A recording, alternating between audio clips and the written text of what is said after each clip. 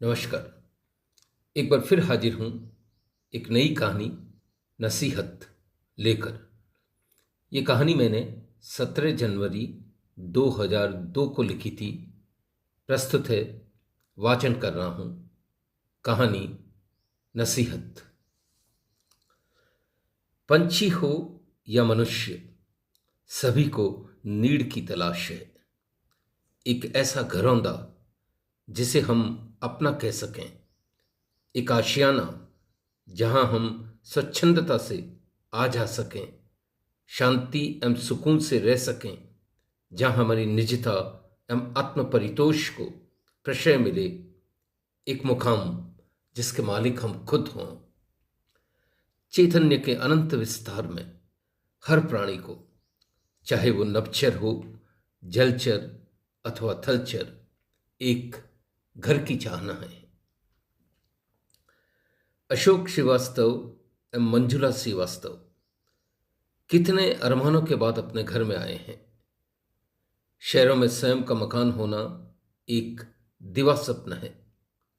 एक मध्यम वर्गीय परिवार के आदमी को अपने घर में घुसते घुसते कितने पापड़ बेलने पड़ते हैं, कितनों के नाज नखरे उठाने पड़ते हैं। यह उन्हीं से पूछिए जो किसी तरह से उनका मकान खरीद लेते हैं।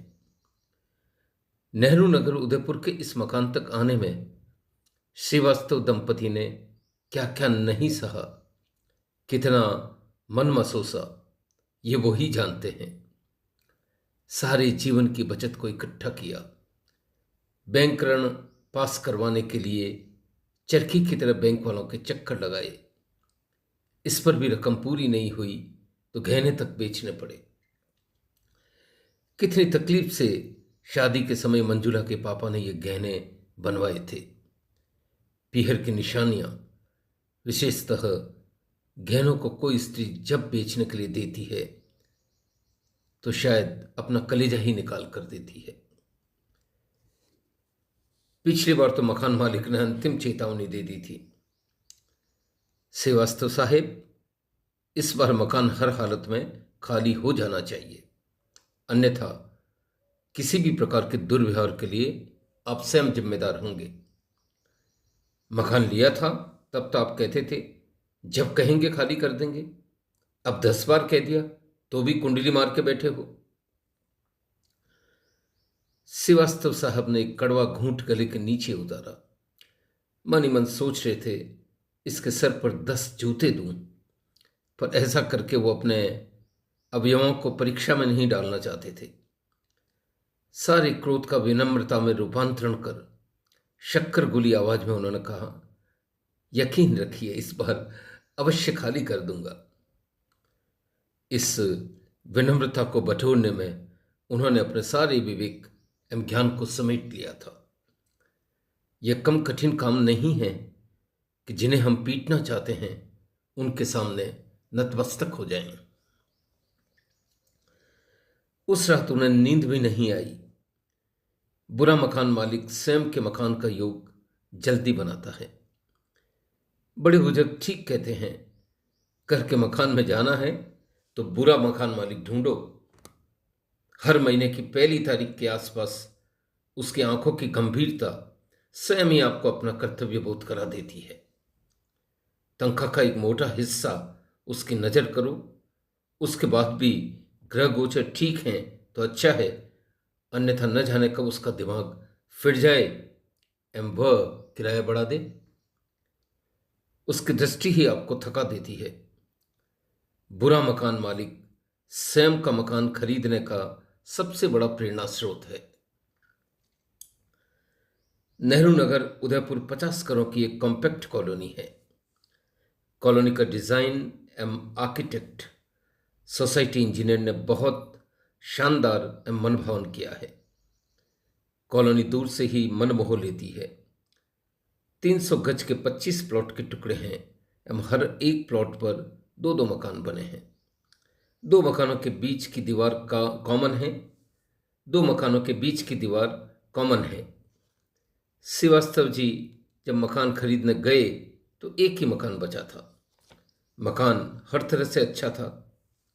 2 बेडरूम, एक खूबसूरत ड्राइंग रूम, बड़ी किचन, बाहर छोटा बगीचा, अलग से मुख्य द्वार एवं पार्किंग की सुविधा भी थी। हवा, पानी, रोशनी भी समुचित मात्रा में उपलब्ध थे। पता नहीं ये मकान कैसे बच गया। मकान के पड़ोस में एक मुस्लिम दंपति डॉक्टर निसार अहमद अपने परिवार के साथ रहते थे। शायद इसीलिए यह बिकने से रह गया।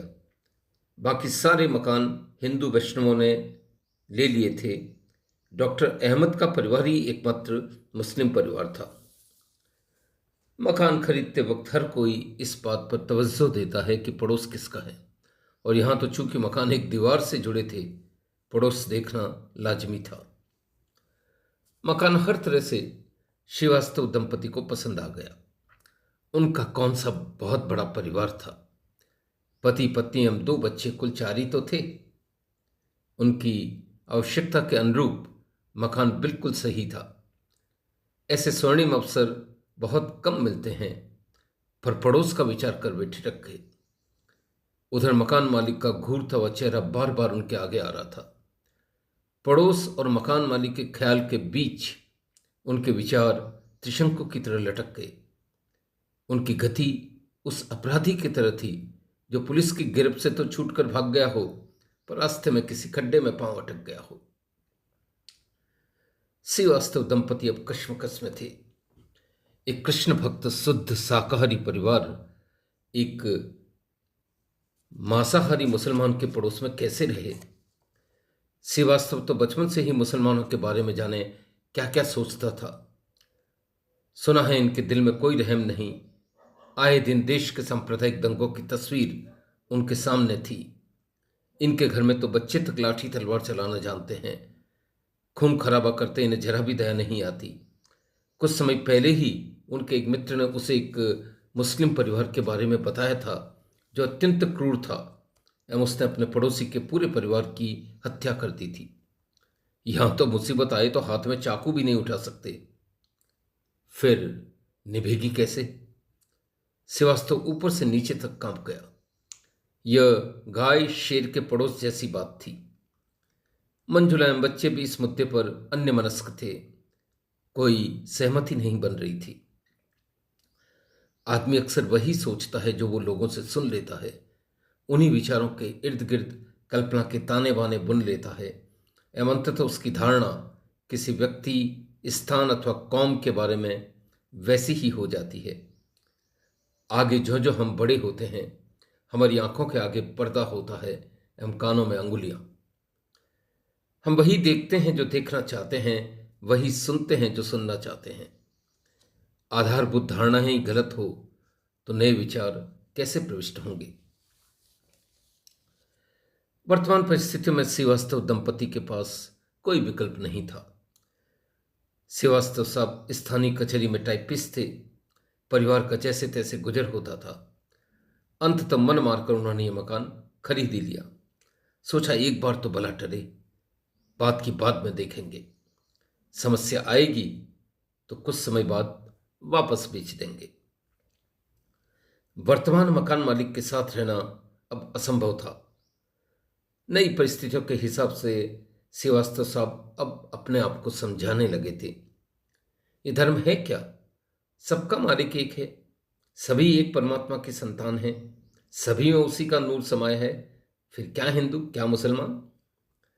डॉक्टर निसार अहमद भी तो अकेले 50 हिंदुओं के बीच में रहते हैं।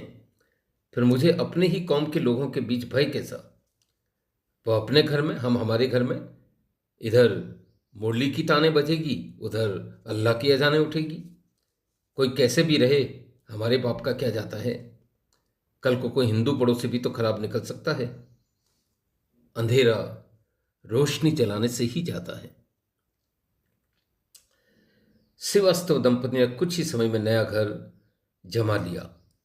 रात अपने घर में टांगे पसार कर श्रीवास्तव बेड पर लेटे तो उन्हें अद्भुत सुकून एवं शांति मिली, जैसे पसीने से तरबतर किसी राहगीर को घने वृक्ष की छांव मिल गई हो, किसी प्यासे को नदी का तट मिल गया हो। एक बंगला बने न्यारा, गीत उन्हें पहली बार इतना मधुर लग रहा था। उनका अवचेतन मन इसे गुनगुनाने लगा था। सोच रहे थे, किराए की जगह किस्त चली जाएगी, कम से कम मकान मालिक का तो लफड़ा नहीं। राक्षस की तरह हर माह राक्षस की तरह हर माह किराया छीन लेता था। इस पर व्यवहार ऐसा जैसे हम कोई उसके गुलाम हो। ईश्वर ने कृपा करके आज उन्हें भी किराएदार से मकान मालिक के पद पर पदोन्नत कर दिया था। इन्हीं विचारों की उधेड़ बुन में उन्हें जब पड़ोस का ख्याल आता तो लगता जैसे आंख में किरकिरी आ गई हो।